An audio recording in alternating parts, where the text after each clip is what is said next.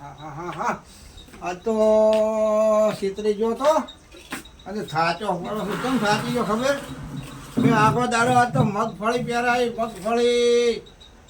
પહેરાય તાપ હતો. આ તો ચમ કે વાવેતરનો મેળ આવ્યો તો એટલે આ તો મગફળી 10 કટો પહેરાઈ ગઈ છે 10 બરાબર.